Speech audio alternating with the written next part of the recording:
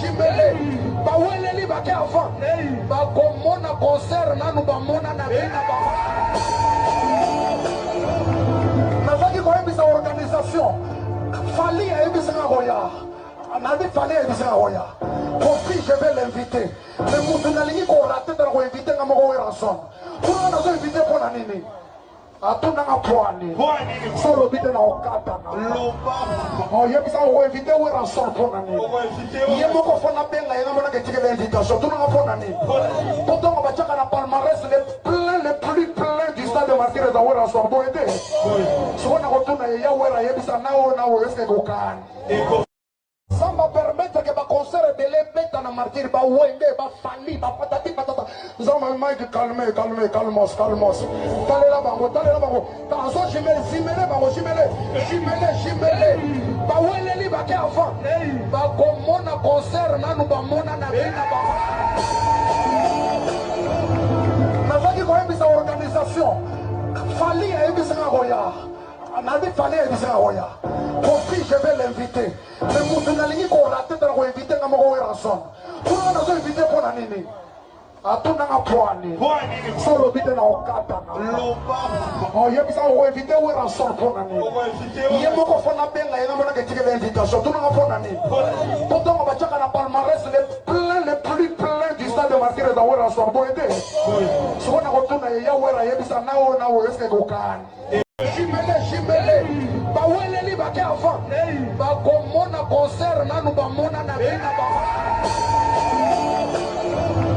nazaki koyebisa organisation fali ayebisanga koya nabi fali ayebisanga koya kofi je vais l'inviter mais mutu nalingi korate tala koinvite nga moko weranson kuna nazo invite mpona nini atunanga pwani solo bite na okata yebisa koinvite weranson mpona nini ye moko fona benga yenga mona ketike l'invitation tunanga mpona nini totongo batiaka na palmarès le plus plein du stade de martyrs za weranson boyede sikona kotuna ye ya wera yebisa nawo eske kokani samba permettre que ba concert de l'ebeta na martyr ba wenge ba fali ba patati patata zama Mike calme calmos talela bango tanzo jimele bango jimele ba weleli bake avant ba komona concert nanu ba mona na bina ba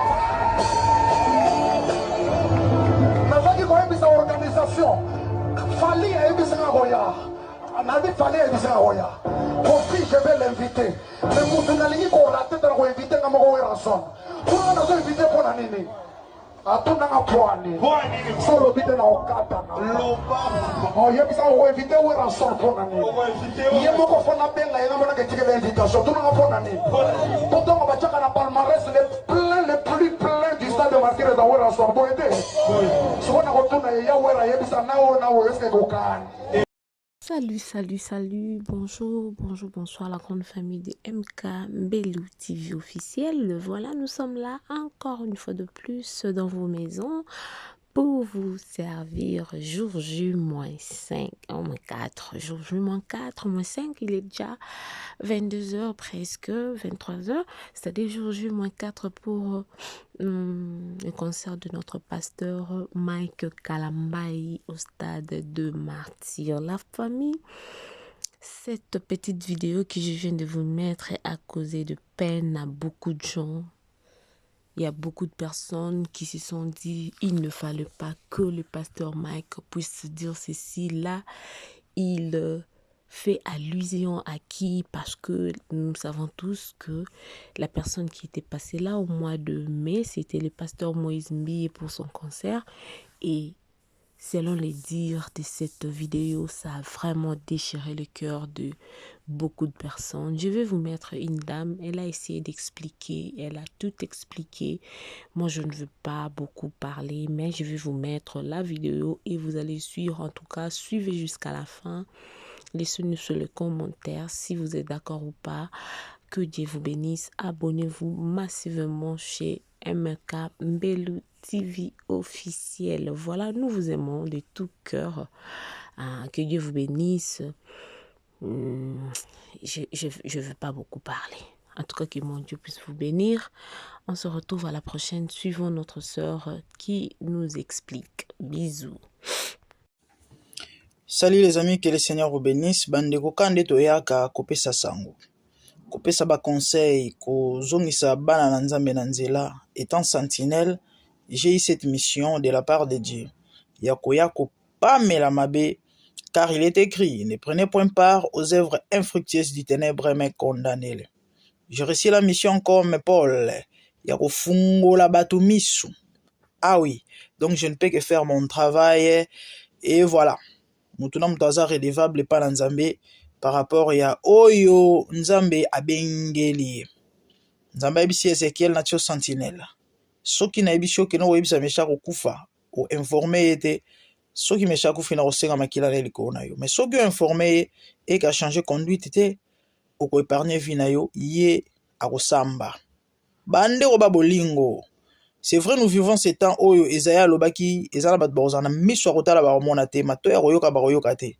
Et information on a kopesa na yebi kezana bat mususu okota ekobima parce que envoûtement bazas na se ya envoûtement, mais c'est possible de gérer aussi l'envoûtement. Il y a de ces choses là vous n'avez pas besoin. Et au sambela nzamba talisa yo rien que komona ngo ça dit tout. Ça dit tout. Les amis, scandale. Depuis hier, nazozwa ba message, nazozwa ba image, photo moko za kotambola ya ndeko na biso Mike Kalambai et entouré de féticheurs, entouré na banganga na batu ya vie na batu ya ba vie ya mabe, batu ba vie ya mabe. Et toyebi ndeko na biso aza na préparation ya concert na ye. Alors concert wana bandeko, il faut y réussir. Il faut y réussir. Il faut, tant il faut réussir. Pourquoi? Je vais vous expliquer. Préparation à concert bandeko, fallait qu'on réunir ba puissance na ba force esengeli pour na réussite à concert wana. Bandeko ya kokamwa tomoni mort na kati ya marambango mort kande bozoka komo mort donc kufa oyo a travaillera ba match oyo yanganga et n'a même pas besoin de passer une explication sur mort toyebi mort et nous connaissons tous sur mort aza pasteur aza chrétienté et il n'a rien à voir na mamba bonzambe. Photo ezo tambola ya ndeko na biso Mike Kalambai mort avec mukuna pasteur Konde ya liloba nzambe nkolo sunga biso. Les amis bato bazala scotché branché connecté ba yebike bato nyonso ça fait plus ou moins 3 ans si je peux dire 2 ans depuis wenga betaki toke combien 3 ans bato tout bakenda ko beta martyr il faut baleka epai ya Konde ya liloba. Je vais vous expliquer le pourquoi. Il est écrit, c'est le supérieur qui bénit l'inférieur. Spirituellement parlant, azali supérieur. Et par rapport à position na stade de martyr. C'est la seule personne à Congo où attendi saka martyr sans makelele. 2 semaines passées, bazalaki na service ya Sainte Seine na martyr. Et basala ba plein ya kosakana te. Et du coup, tant olingo kene martyr po impacté, il faut le kanase ya epakwa na ye. Wenge akena epa Konde abonde la po na ye po na babeta concert a martyr ba mam nazolo banabino ya des preuves. Na salela ki yango émission, to tchaki ba preuve ya ba photo et bato yo baza scotché ba yebi makambo nazoloba bako confirmer na ba commentaire. Fali akenda ki epa ya Konde et na o afali kutu na yebi te to benga ngo coïncidence. Fallait azali na cicatrice na loboko, Konde azali na cicatrice na loboko, bakangi ba bandage, bango mibale et spirituellement parlant, bato ba yebi marambango ba comprendre ce que ça veut dire et to yebi impact au fali asalaki. Héritier akene ko mona Konde, faire égola akene ko mona Konde. Bandeko na ngai et parce que Konde atondi saka martyr sans likelele. Affiche te, radio te, télévision te, donc il est maître, azali supérieur na par rapport ya position na ye na o etali martyr impactation ko tondisa. La seule personne na moni atondi si martyr te pardon amoni konde te mpona kotondisa martyr ezali ya Momo, ce qui veut dire Momo aza na niveau ya spiritualité ya dégâts ya kosakana te. On a vu ce qu'on a vu na concert wana signe ba marambumbe kili ebele concert oye moraye ko défendre alobaki que c'est pas ce que les gens croient, alobaki oye akoki koloba bandimaki pete bandimaki te. Et du coup tomoni frère na biso Mike Kalambai toyebi bazala ba adversaire na Moïse Mbiye yana ngoya kosamba te. Et si Mbiye a réussi son concert à Mike ekoki ko échoué te parce que ce qui échoué kozala soni soki en tout cas beti martyr et que impacté tenet ya Mbiye to koleka ya Mbiye et kozala soni parce que makelele kozala na ba fanatique makelele kozala bato Mbiye ba koseka bango makelele kozala toyebi. Et fallait qu'on réunir ba puissance na ba force liloba et konde toyebi bien qu'il est faux prophète mais bato bayebi comme mosali na Nzambe.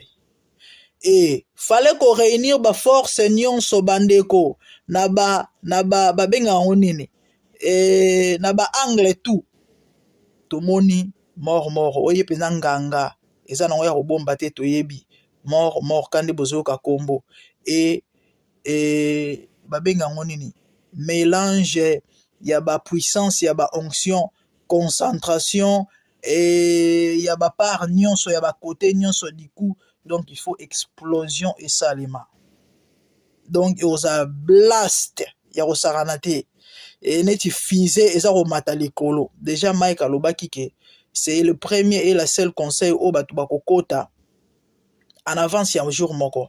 Donc net conseil ça les 27, les 26 déjà bato bandi kota donc ekotonda ya dégâts. Bandi ko photo ezolobisa ba payen bazui yango ekeye ezongi bino boyebi. Et du coup to vana to kanga minoroto lo batete to loba. To koloba bandeko ba kosepela te, bandeko ba kobeta libaku. En tout cas bolimbi sangai, moi je parle de la part de Dieu. C'est à vous de discerner ce qui n'anzela tout ce qui n'azana nzela tote.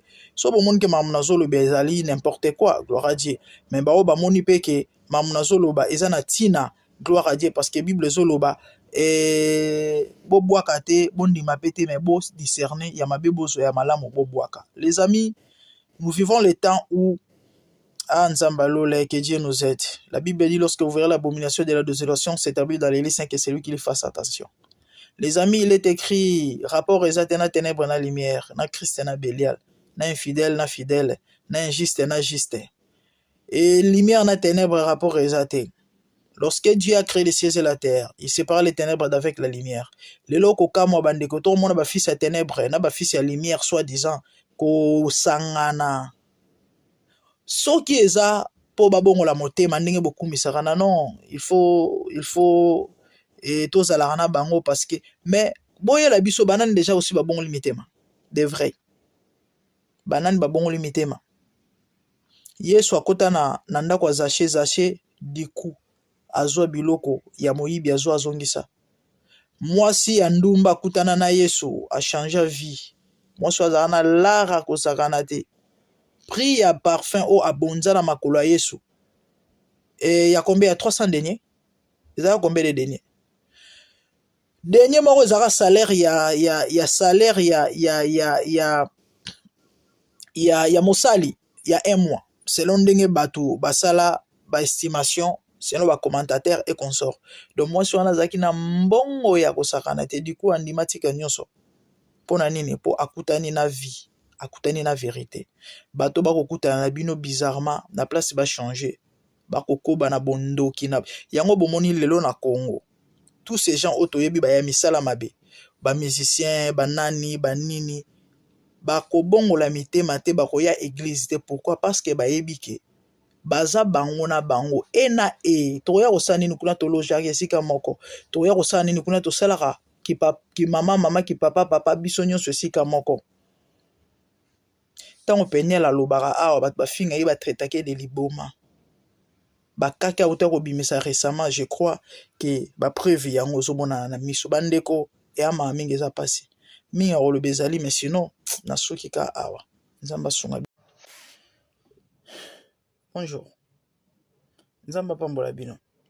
Bible zoloba na ntango ya Noe bato babane kolia bazomela bazobala mpe bazobalisa. Noa ye ayebisi bango bomilengele mbula obeta bayoki ye te, baseki ye basemoke na ye, bafingi ye meme. Asali bwato ayebisi bango ya kokota, bayebisi alongwa suka nango mbula ebetaki. Na circonstance ya liwa ya mama Blanche nalika napesa message par rapport à tant au vivre.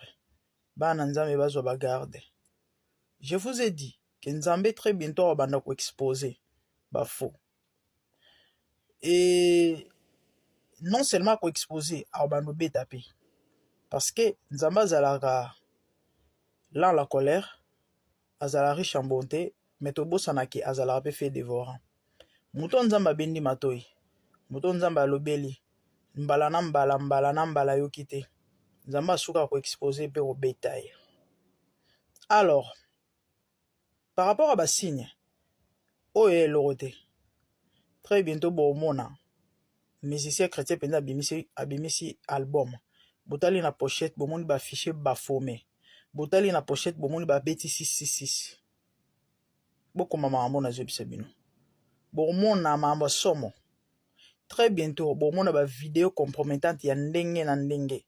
Obat boko supporter te. Misala ya ténèbres. Dieu va exposer, il commence déjà à exposer. Oye logote. Nalobi intérêt ni nga nanango. Ya wesa la campagne de déstabilisation pour concert Mike Kalamba et ressorte. Soki concert wana, soki stade, soki loko nini. Soki etondi na perdre nini. Tout comme soki esali mfuilo na gagner nini. Alors, na opé sa message. Bible zoloba. Paul alobi boye. Mutu oyo akoya ko annoncer évangile. On a annoncé binote qu'il soit anathème, veut dire voué à la destruction. Pendant que nous prêchons la parole de Dieu, et en abatu, bazoko pervertir mitema ya batu misusu. Je mets en garde toute personne ou a la contre-vidéo, ou a soi-disant ko démentir, bamambonga na loba de la part de Dieu. Natie en garde mutu nyonso oyo akoya koloba bilobela contre vidéo to ba vidéo onga na sali akuta na Nzambe. Surtout so yebi o pratikaka homosexualité ko sala erreur te parce que tango sa vidéo tango zo silisa ka semaine ezolanda ba diagnostiquer yo cancer à colonne au vanda na se et même soit na repentance ou soit na tombe. Ah oui, je le dis et j'engage Dieu na mamna oloba à moins que ya motema mabe ne bolobi nanga ke ya motema mabe muto tindinga na sa vidéo ou encore ba sentiment nanga to bato batindinga mais soki eza Nzambe j'engage Dieu mutu nyonso o otombola musapi o ya kofungola monoko aya koloba à moins que za ba sentiment nanga so eza Nzambe mutu atindinga akutana na Nzambe. Et na opesa message batu bozalaka na poto bino le bolandaka peut-être mingi réseaux sociaux parce que bato bele en Afrique peut-être bazala na tante vidéo ya molai boye a Hollande te bokebisa bandeko na bino boloba na bango concert ya Mike Kalamba ebakende te surtout o azwi ticket ya gratuit c'est au prix de ton âme na bandeli concert ya Mike Kalamba yo kutani na video ya Hollande libakwa Hollande video oyo soki okei mambo okutana nango etali yo. Moi je fais mon travail. Quant aux fans de Mike Kalamba bomi tungisa te stade et etonda mort a travaillé concert batu ya normal ata bayete bawoyi baokota et stade wana etonda par rapport ya impact bozolinga bosala bomi tungisa te. Pourquoi je vous dis ça? Parce que après concert wana. Ah oui, hein? Nzamba omniscient.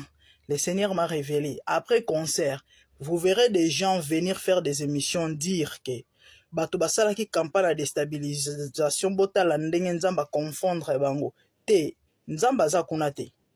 Borotondi ça. Parce que mort a travaillé. Quand de kombo nezali. Ba wei ba kota. Stade rotonda. Oui. Bato baloba te. Stade ekotonda. Mort a travaillé. Menga neko kebisa ba ame. Ya nzambe. Neko kebisa. Bana na nzambe. Oa kota concert wana. Etalier. Bato bakende te concert ekotonda. Soki stade, soki loronine. Et otonda, oui. Vous savez quoi? C'est que Dieu m'a révélé. Bon, mon kandinge to tchara nzambe na défi. Ndenge to tchara nzambe na épreuve, je sais pas ce qui terme na utilisé wana eza yango. Toyebi bat balobaka meka nzambe. Hein? Voilà. Eza ndenge moko satana. Hein? Atchara ba oya ye. Atchara ba oya ye na défi en disant déjà que na osale le loroboy. So chetembe. Beta. Ti bango bazokanga photo na mort. Baebaki ke photo wana esa makelele. Bino bo kamwa, bino bo finga ngai. Bino bozo banga. Me mukolo makambo aza kimia, ayebi ke baebisaki ye. Ke photo o elobisa mokili. Me to lakisa yo ke ata bato balobi baokota. Ata mokili gangi baroya et du coup osala plein.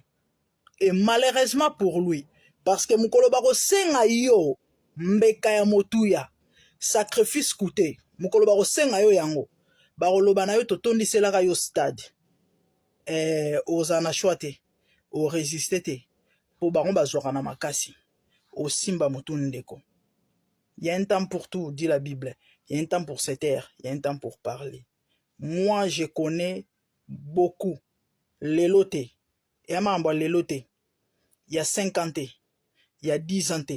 Et on a YouTube, et on a YouTube.